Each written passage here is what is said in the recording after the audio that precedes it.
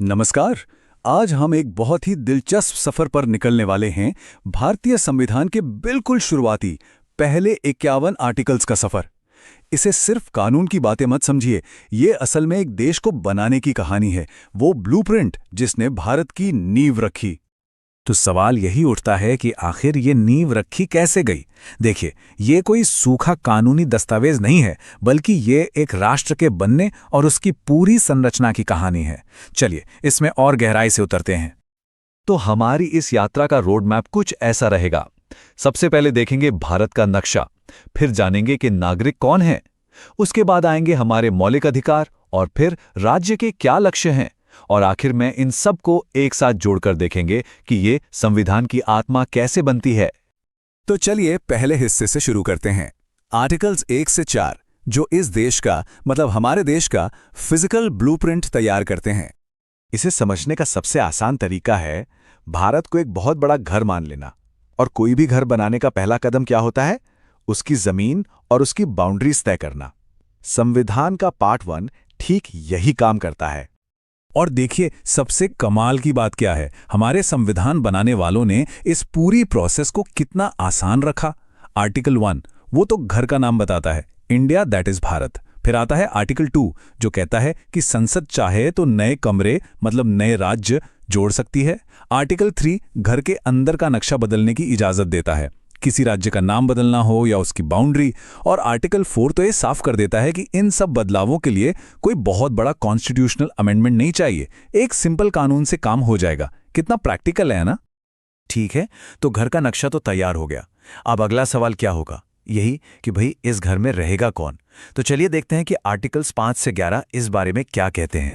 बिल्कुल, यही वो सवाल था जो संविधान बनाने वालों के सामने भी था। एक बार भारत की सीमाएं तय हो गईं, तो यह तय करना बहुत जरूरी था कि इस राष्ट्रीय परिवार का सदस्य कौन होगा, मतलब यहां का नागरिक कौन कहलाएगा। संविधान बनते समय उस वक्त के हालात को देखते हुए नागरिकता के नियम बहुत साफ रखे गए थे। जो लोग भारत में रह रहे थे उन्हें नागरिक माना गया। जो बंटवारे के बाद पाकिस्तान से आए या जो पाकिस्तान जाकर वापस आ गए उनके लिए भी नियम थे। यहां तक कि विदेश में रह रहे भारतीय मूल के लोगों का भी ध्यान रखा गया। लेकिन एक बात बिल्कुल पक्की थी, कोई दोहरी नागरिकता नहीं। और सबसे बड़ी बात, भविष्य में नागरिकता पर कोई भी कानून बनाने का आखिरी अधिकार सिर्फ और सिर्फ संसद के पास होगा। चलिए अब आते हैं संविधान के उस हिस्से पर जिसे सच में इसका दिल कहा जाता है, हमारे मौलिक अधिकार। ये वो नियम हैं जिनके साथ कोई समझौता नहीं हो सकता। ये हर नागरिक का सुरक्षा कवच है। सोचिए, जैसे एक परिवार में कुछ नियम होते हैं ताकि हर कोई सुरक्षित और सम्मानित महसूस करे, ठीक वैसे ही हमारे मौलिक अधिकार देश के हर सदस्य को किसी भी तरह के अनफेयर ट्रीटमेंट से बचाने वाले घर के नियम हैं। ये असल में स्टेट की पावर पर एक लिमिट लगाते हैं। हमारा संविधान हमें मोटे तौर पर 6 तरह के मौलिक अधिकार देता है। और ये सिर्फ नियम नहीं है, ये वो 6 गारंटियां हैं जो हर नागरिक के सम्मान और विकास की नींव हैं। आइए एक एक कर इन्हें देखते हैं। तो ये हैं वो 6 अधिकार। पहला, समानता का अधिकार, मतलब कानून के सामने सब बराबर हैं। दूसरा, स्वतंत्रता का अधिकार, जिसमें बोलने से लेकर अपनी जिंदगी जीने तक की आज़ादी है। फिर शोषण के विरुद्ध अधिकार, धर्म की स्वतंत्रता का अधिकार, अपनी भाषा संस्कृति को बचाने का अधिकार, और आखिर में जो शायद सबसे जरूरी है, संवैधानिक उपचार का अधिकार। ये हमें पावर देता है कि अगर हमारे बाकी अधिकार छीने जाएं तो हम सीधे कोर्ट जा सकते हैं। और इसी की अहमियत को समझते हुए डॉक्टर B.R. अम्बेडकर ने आर्टिकल 32 को कुछ ऐसे ही नहीं, संविधान की आत्मा और उसका दिल कहा था। सोचिए जरा, क्यों? क्योंकि यही वो मास्टर चाबी है जो बाकी सारे अधिकारों के ताले खोलती है। अगर ये चाबी ना हो तो बाकी सारे अधिकार बस कागज पर लिखे अच्छे अच्छे शब्द बनकर रह जाएंगे। अच्छा, तो अब हमारे पास घर का नक्शा है, परिवार के सदस्य भी तय हो गए और घर के पक्के नियम भी बन गए। लेकिन कोई भी अच्छा परिवार सिर्फ नियमों से नहीं चलता, है ना?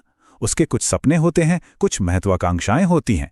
तो चलिए संविधान के पार्ट 4 में जो हमें इन्हीं महत्वाकांक्षाओं का रास्ता दिखाता है।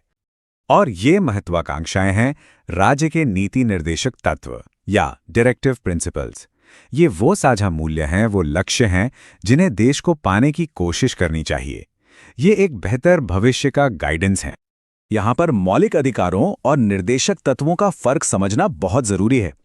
ये हमारे संविधान के डिजाइन की खूबसूरती है। देखिए, मौलिक अधिकार तो कोर्ट में लागू कराए जा सकते हैं। ये बताते हैं कि सरकार क्या नहीं कर सकती। दूसरी तरफ निर्देशक तत्व कोर्ट में लागू नहीं होते, लेकिन वो सरकार को एक रास्ता दिखाते हैं कि उसे क्या करना चाहिए। ये सरकार के लिए एक नैतिक कंपस की तरह काम करते हैं। और ये लक्ष्य क्या हैं?